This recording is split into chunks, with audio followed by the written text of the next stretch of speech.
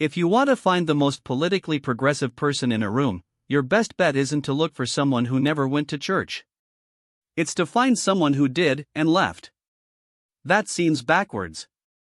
Shouldn't someone raised entirely without religion be the most secular of all?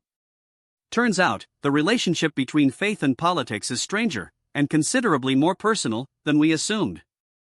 Researchers studying American religious disaffiliation found something striking. People who were raised Christian and then left the faith consistently hold more liberal political views than people who were never religious to begin with. More liberal. Not the same. More. The journey out of religion appears to produce a political shift that simply growing up without it does not. And here's the key: the strongest predictor of this leftward shift isn't education, age, or income. It's threat perception, specifically, how dangerous the person believes conservative Christian groups to be. The more threatening they perceive those groups, the further left they land. Leaving faith isn't just an exit. It's a departure with a destination. Think of it like this. If you were never inside a burning building, you might have opinions about fire safety.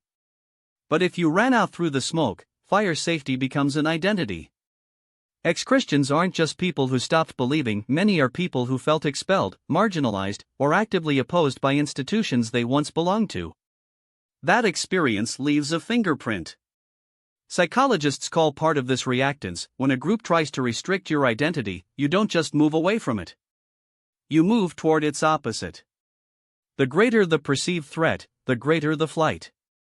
It's ideological Newton's third law. Every religious pressure produces an equal and opposite political reaction. This also explains why the never religious don't show the same pattern. They never had a tribe to defect from, no doctrine to reject, no community that once told them who they were supposed to be. Their secular politics, where it exists, is quieter. Less reactive.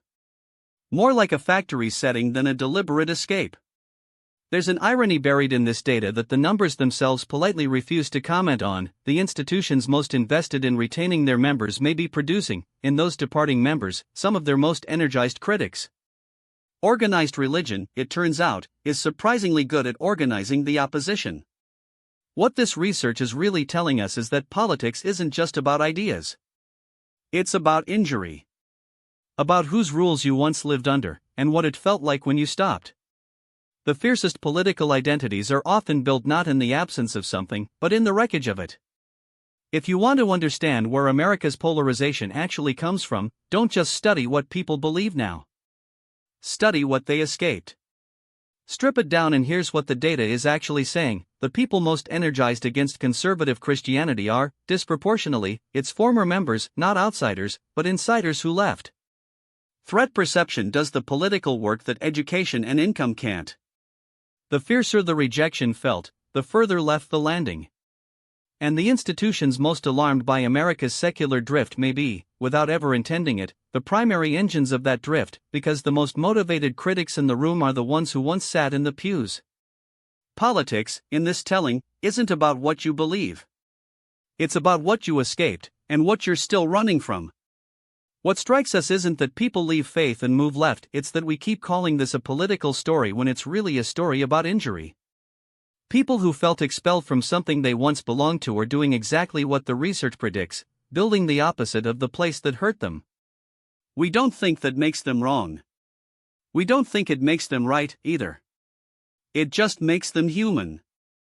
But it leaves us with a question we haven't been able to shake. If our fiercest political identities are assembled from old wounds rather than fresh convictions, are we actually choosing what we believe, or are we just running and calling the direction a destination?